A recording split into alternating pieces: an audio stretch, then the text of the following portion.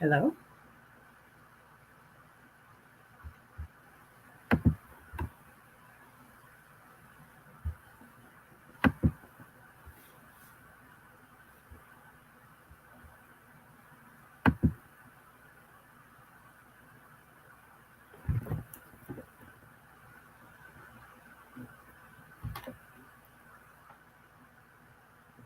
Sorry, I'm going to see if the sound has restarted.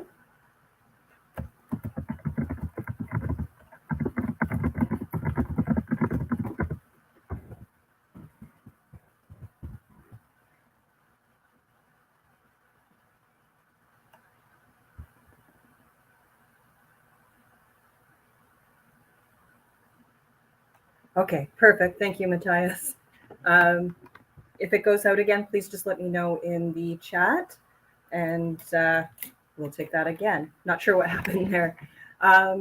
So I'm not going to start again at the definitions. I'm sure you guys were reading them while I was trying to fix that there.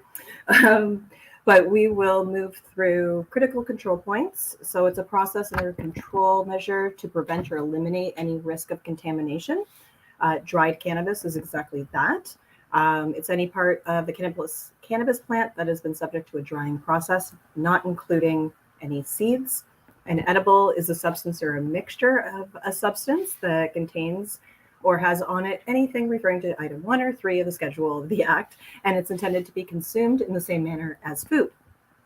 Fresh cannabis is freshly harvested cannabis buds and leaves, but does not include plant material that can be used to propagate cannabis.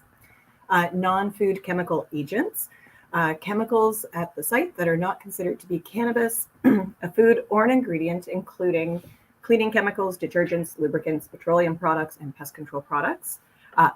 Produce, or to produce, is to attain cannabis by a method or process, including manufacturing, synthesis, altering its chemical or physical properties, cultivating, propagating, or harvesting. Sanitary conditions are exactly that. You want to be clean in your environment.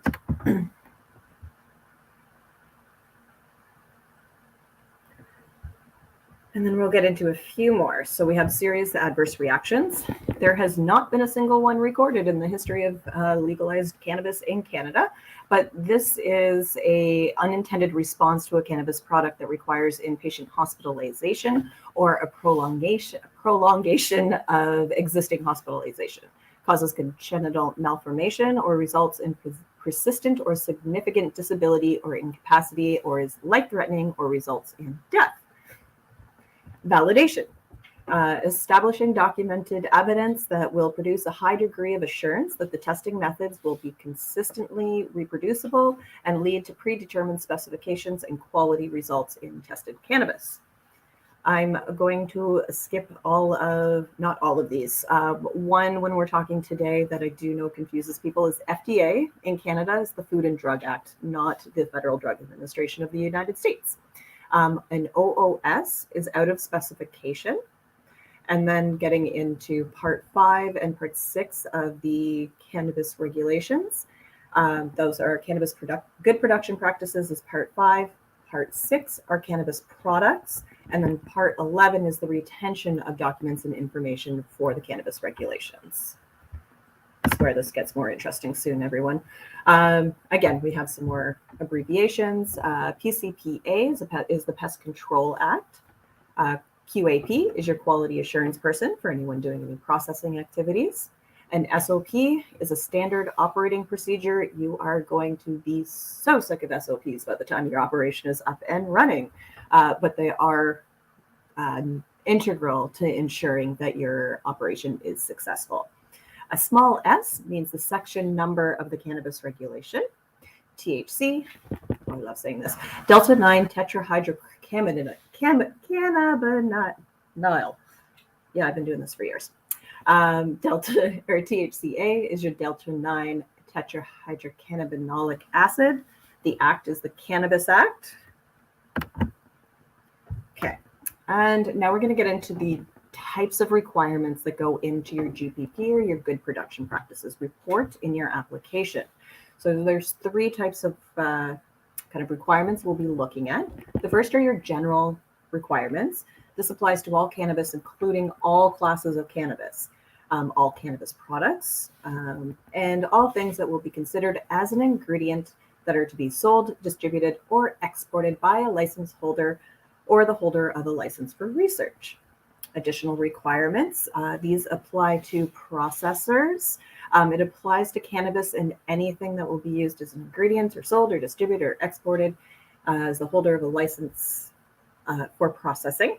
Your testing requirements applies to cannabis within the following classes: dried cannabis, fresh cannabis, edible cannabis, cannabis extracts, cannabis topicals. We're also going to touch a little bit on cannabis products and the retention of documents and information, although that could be a whole other thing on its own. Okay, so your requirements for applying at a micro level. I've just laid this out in a bit of a chart for you guys, just to show you where the most important considerations fall. So obviously, again, your standard operating procedures, your pest control products, your storage, distribution, building or a part of a building, your filtration and ventilation, supply of water, lighting, equipment, sanitation program, hand cleaning, hand sanitizing stations, and laboratories or washrooms. So a few of these don't apply to a license if you're just cultivating or propagating or harvesting outdoors only, which is becoming more rare in our industry. But your equipment, your sanitation program, and building or a part of a building, pretty self-explanatory as to why you wouldn't need to have GPPs in place for things that don't exist at your site.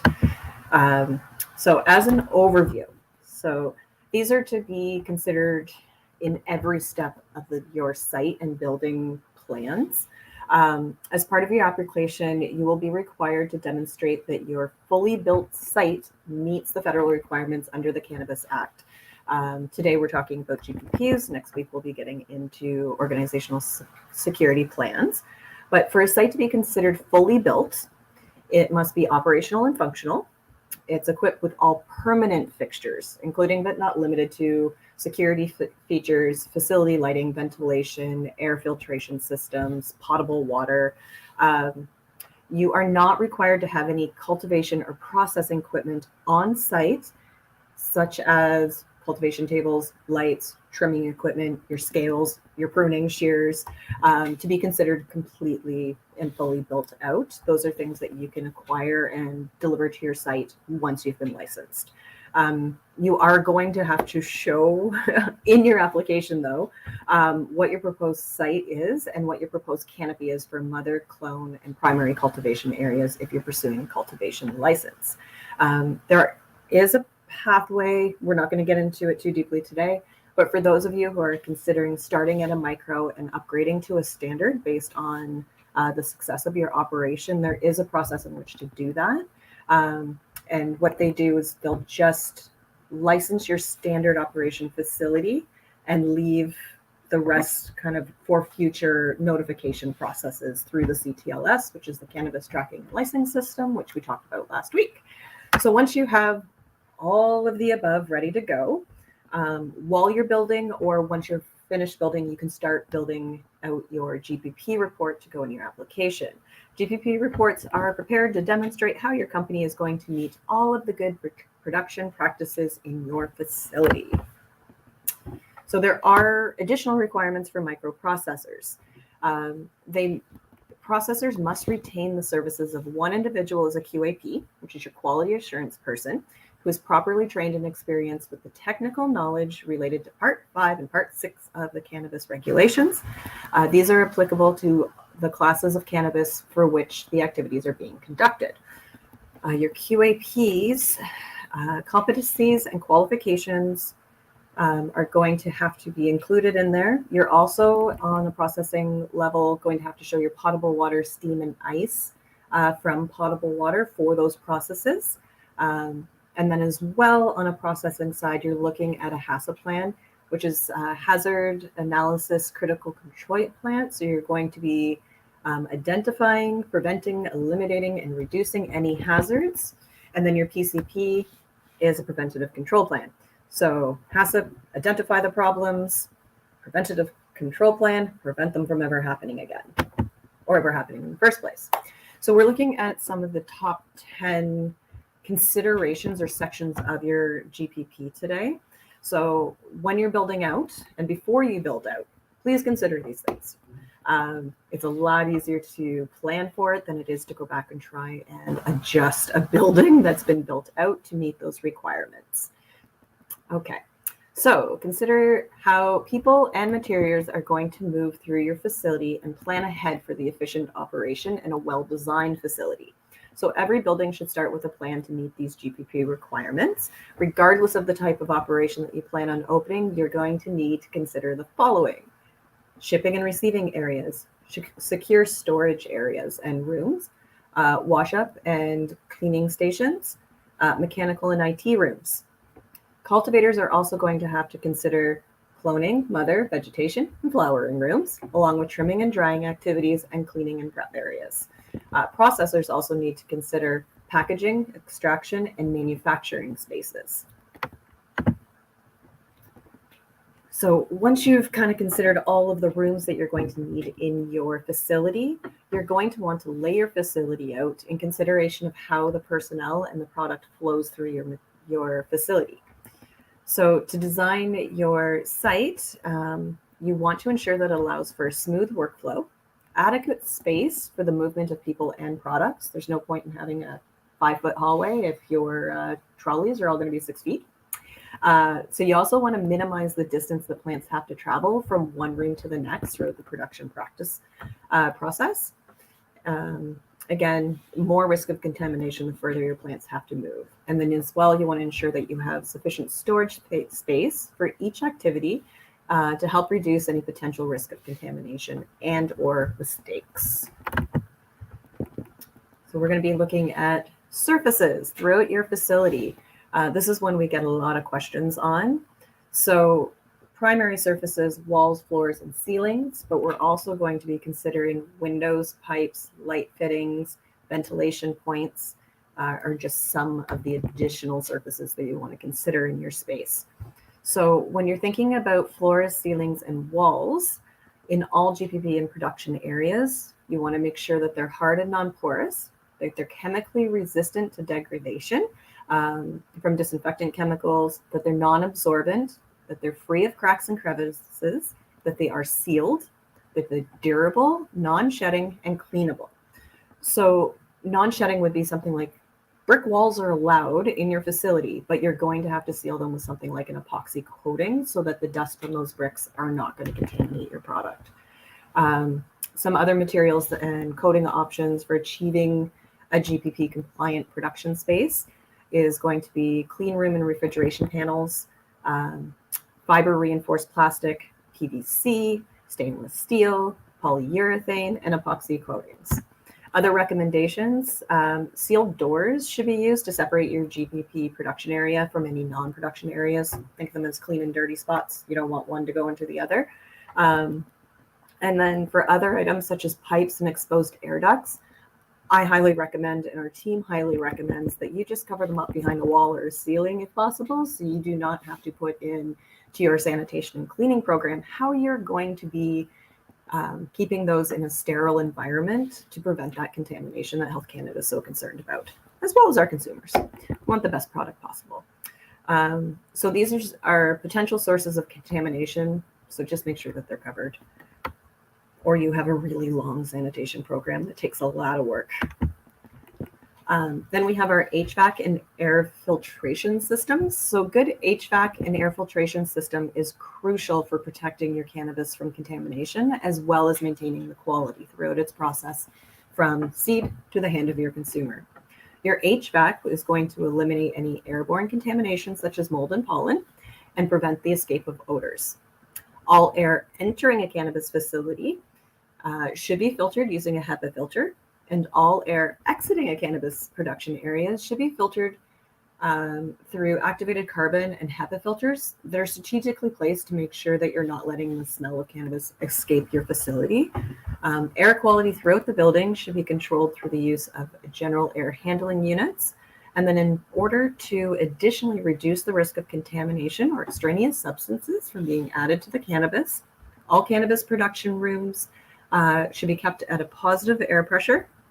Air intakes will be located away from sources of contamination, such as exhausts.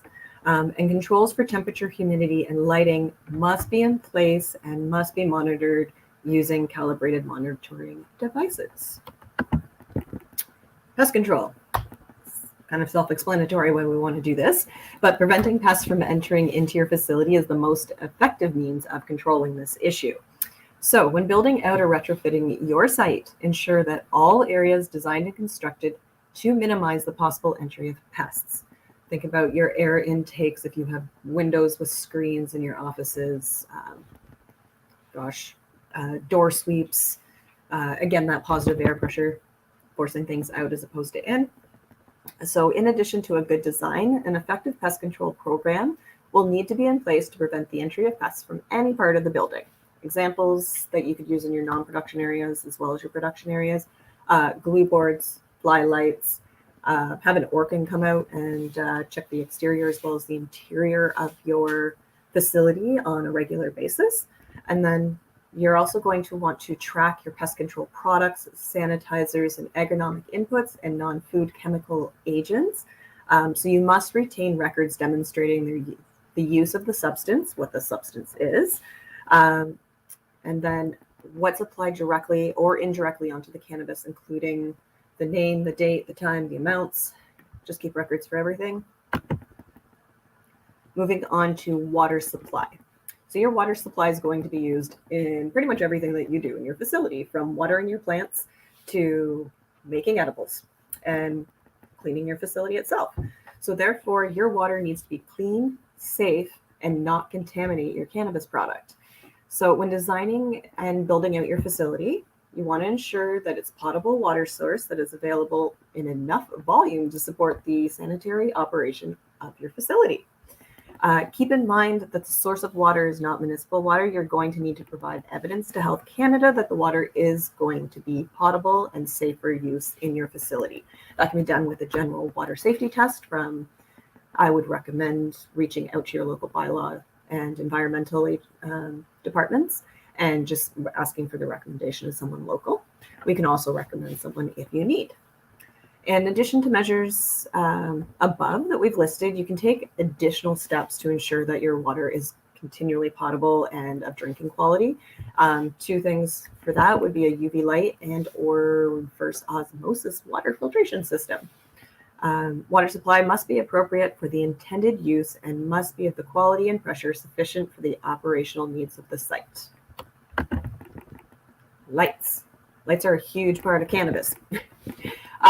From compact lights, high pressure sodium, metal halide, and LEDs, it's up to you what you are using, but what you choose does need to meet the GPP requirements. So you have to make sure that they don't pose a risk to contamination of any products or activities that you're conducting.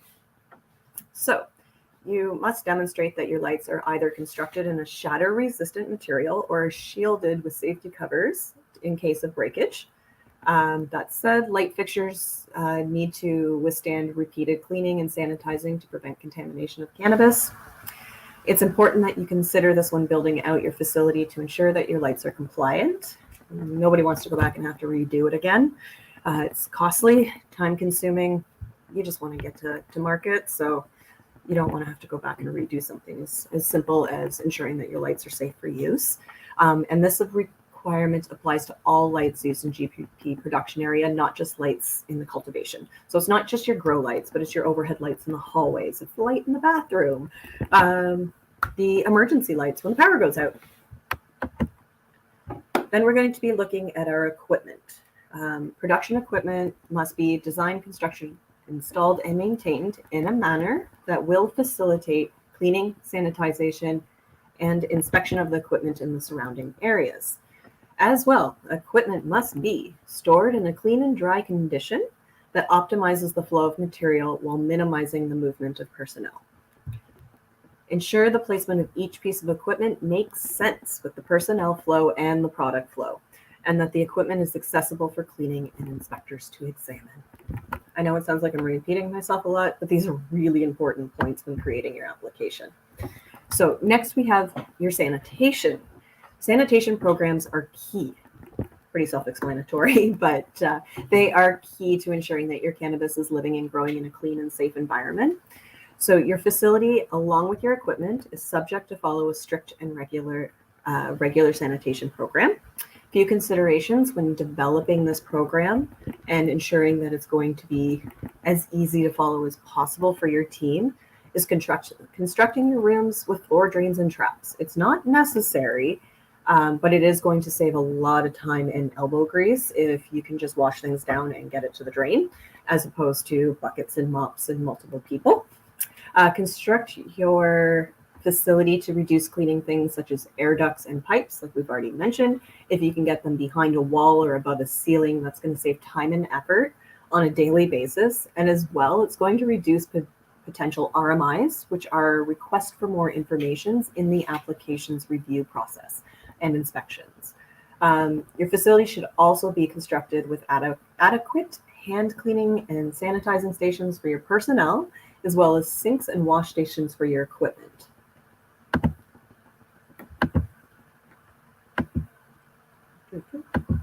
Apparently I did that one twice. Okay, so other considerations that we have, and this is not a complete list by any means, but removal of your contaminated, destroyed materials, personal protective equipment, training personnel, employee safety, recall programs, vendor qualification, your record retention, your product testing results.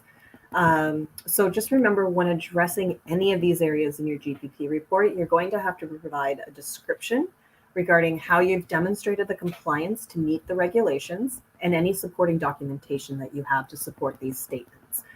You're also going to be required to provide a list of standard operating procedures for each section that helps you ensure that the compliance is there. So all you have to do is list it and then provide a 3 to 6 sentence description in your SOP. Did sound just go out again? I'm going to hope not.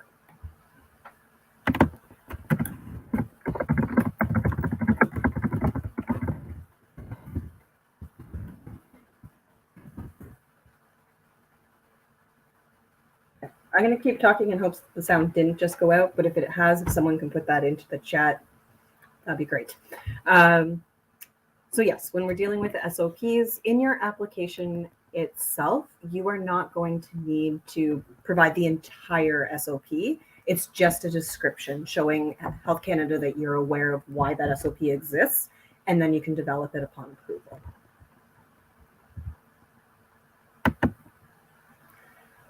Okay, retention of documents and information under Part 11 associated with your GPP requirements. Again, we're not going to get super into this. When you choose your, perfect, thank you, Jacob. When you choose your seed-to-sale software, they will likely provide a great overview and some SOPs to ensure that you're meeting Part 11. But let's take a look at what those considerations are. So distribution, license holders must document the information set out in Section 227 regarding sale, distribution, and export of cannabis. You have to hold on to these documents for 2 years. For the most part, you're going to hold on to everything for multiple years. Anytime there's an inspection, Health Canada has the right to request your back logs and books of all your records, your SOPs, cleaning charts, schedules, sign-off sheets. They're going to go through it all if they come in to do an assessment, and you want to make sure that everything is there. Major rule when it comes to GPP, same as GMP for anyone who's worked in those areas. If it's not written down and recorded, it didn't happen, and you can't prove that it has. So make sure that everything is following a process. You're writing it down, you're signing it, and you're consistently following the same processes over and over again. So for each lot or batch of cannabis, where any portion of which has been sold or exported, a license holder must retain records demonstrating that cannabis or anything that will be used as an ingredient was produced, packaged, labeled, distributed, stored, swapped, that should say swabbed, not swamped, sorry, and tested in accordance with the requirements of Part 5 and Part 6. Health Canada does have a handy testing requirements guide that you can easily download. And we will provide some links to anybody who reaches out to me at the end of today's session. As well, your record should show traceability back to the specific lot of the batch, such that each lot or batch can be easily identified. So think about if there was a recall. You need to be able to identify what that lot was that's being recalled, where it went, who it went to, how many were sold, and how to get it back as fast and as efficiently as possible.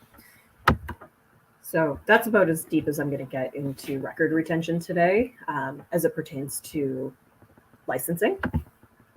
A few examples of an SOP in its description is facility sanitization.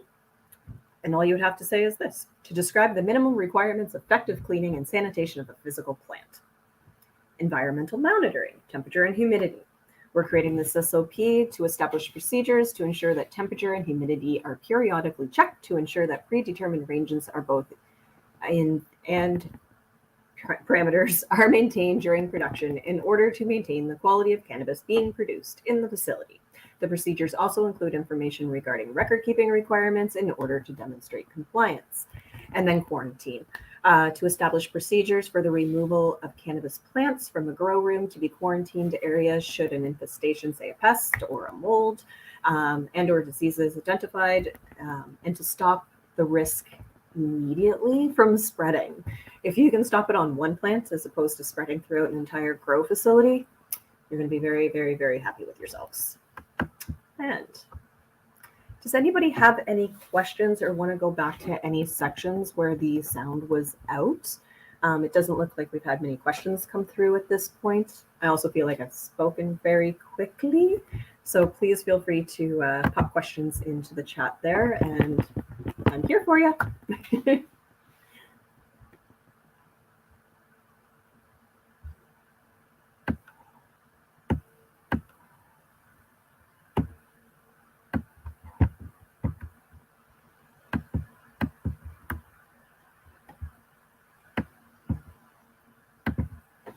Okay, well, some people are considering possible questions.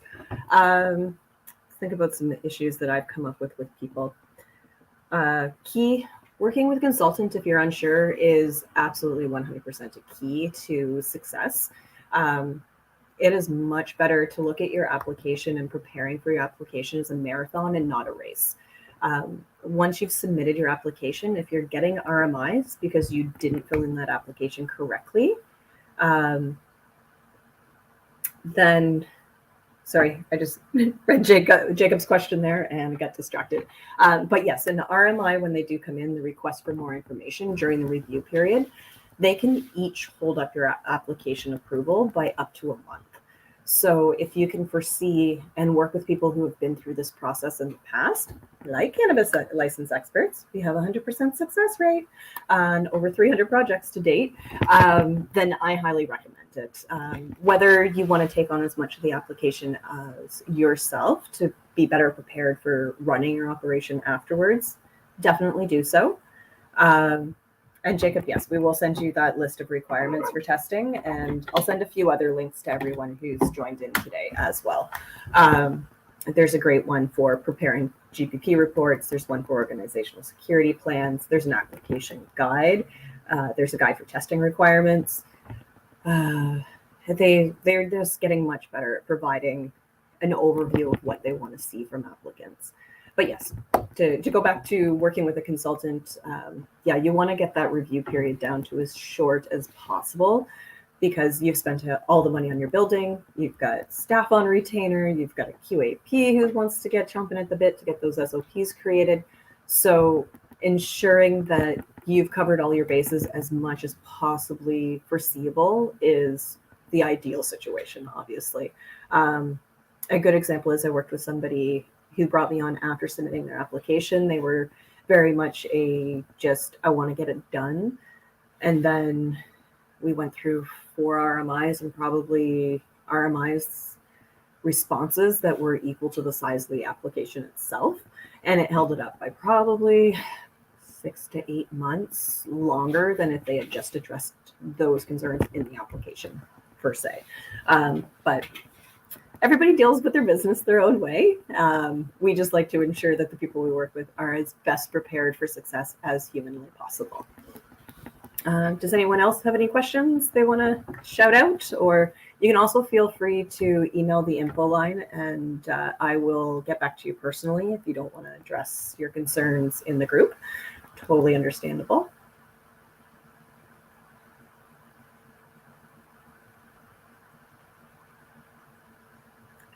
Okay, so I don't want to leave people hanging, and I don't want to just make up a whole bunch of stuff for everyone this evening.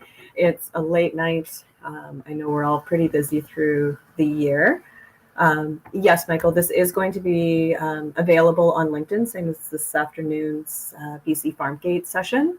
And then as well, if you would like the edited copy, feel free to reach out and we'll get you a copy of that as well. So I'm going to wrap by just saying thank you all for spending your Wednesday evening with me. If you've enjoyed the session so far, we're always happy to see a Google review, and we will not say no to them. If you have any concerns or feedback, please feel free to email me. We're always growing and building, the same as our clients are. So we'd love to work with you, and we do take feedback well. So thank you very much, everyone. Have a lovely evening, and I look forward to seeing you all next week for organizational security plans. Bye.